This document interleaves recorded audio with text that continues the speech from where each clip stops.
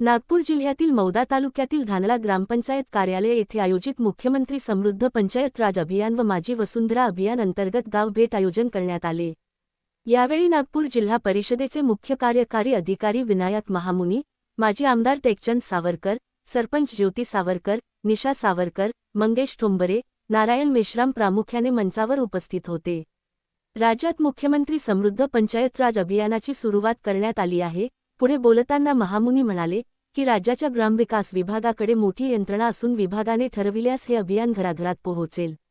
सरपंच अधिकाऱ्यांनी हे अभियान आपले आहे या भूमिकेतून काम करावे लागेल। महिला बचत गट, तरुण मंडळे, नेहरू युवा मंडळे, माजी विद्यार्थी संघटना, माजी सैनिक संघटना, ज्येष्ठ नागरिक संघ, गणेश मंडळे, वृक्षप्रेमी संघटना आदी सर्वांना या अभियानाच्या प्रारंभी निमंत्रित करून त्यांना अभियानात सहभागी करून घ्यावे असेही ते म्हणाले। चांगले काम करणारी जिल्हा परिषद, तालुका पंचायत समिती, ग्रामपंचायत यांना बक्षीस देण्यात येणार आहे। समृद्ध महाराष्ट्रासाठी सक्षम पंचायत ही संकल्पना प्रत्यक्षात आणण्यासाठी सर्वांनी प्रयत्न करावेत असे आवाहनही त्यांनी केले। अभियानात ग्रामपंचायत सक्षमीकरणासाठी आवश्यक उपक्रम राबविण्यात येणार आहेत। ग्रामीण भागासाठी असलेल्या विविध योजनांची 100% अंमलबजावणी करावी यासाठी या अभियानात स्पर्धा आयोजित करण्यात येणार आहेत। छबिलाल गिरेपुंजे, राज्य प्रतिनिधी, नागपूर। त्याच्यासाठी जे प्रॉब्लेम असतील, आता आमच्या 2 ग्रामपंचायतीमध्ये जे इश्यू डिस्कस झाला की त्याच्यामध्ये आपल्याला तहसीलदार आणि एसडीएम या दोघांचं कोऑर्डिनेशन लागेल, तर त्यानुसार धानला मधले अर्ज सगळ्यात पहिल्यांदा प्रायोरिटीने तुम्ही 1000 असतील 1000, 200 असतील 200, 100% तुमचे आभा कार्ड क्लिअर झाले पाहिजे। कारण की जेव्हा आपण स्टेट लेवलला कॉम्पीट करू तेव्हा अर्धा मार्क महत्वाचा आहे।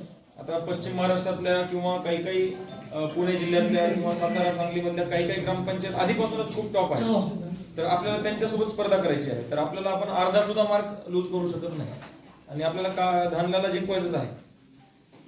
एवढी मेहनत आणि जिंकू शकत आहे। असं नाही की फक्त सावरकर साहेब आहेत म्हणून जिंकवायचं आहे असं नाही। सध्या ग्रामपंचायतची परिस्थिती तशी आहे, काम पण आहे, त्यामुळे आपण जिंकू शकतो। आता ऍडमिनिस्ट्रेटिव्हली जे असेल ते कपिल तुम्हाला सांगेल। नरेगाच्या बाबतीमध्ये ज्या गोष्टी तुम्हाला फास्ट करायच्या असतील त्या तुम्ही करून घेऊ। रोजगार सेवक कोण आहे तुमचे? ग्राम रोजगार सेवक घेतले असतील नाही? पॉइंट टू पॉइंटच घेऊ। पॉइंट टू पॉइंट त्यांना सांगितलं काय करायचं। सुशासन युक्तमध्ये 2 मार्क जात आहे तुमचे, कुठे काय अर्थ आहे? ते 1.12 मध्ये तुमचे मार्क कुठे जात आहेत ते बघा।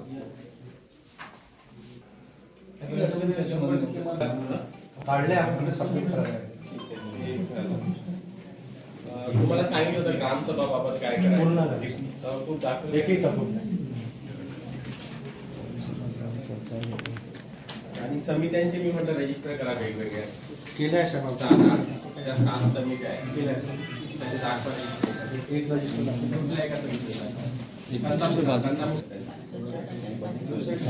सगळे काम आपले गेले का? ते मासिक सभेची माहिती, ग्रामसभेची माहिती स्टॅटिक बनवली होती आपण त्याला दिलं होतं ना, तो जो डायनामिक नाही तुम्ही त्याच्याकडनं बनवतो ना, त्यांनी डायनामिक नाही मग दुसऱ्या पोराला आपण दिलाय करून त्याला एक आठवडाभर लागेल। त्याला उद्योग झाले मी आमचं मागतो त्याच अर्धा मार्क स्टॅटिक आयडी होती पण ते पूर्ण अपडेट ते आले ना आपल्या शासन निर्णयानुसार ते 16 मुद्द्याचे त्यानुसार वेबसाईट बनवायचे। आता गाडीवर मोबाईल नंबर नाही तर इमर्जन्सी QR कोड लावा, जे तुम्हाला अडचणीच्या वेळी मदत करेल।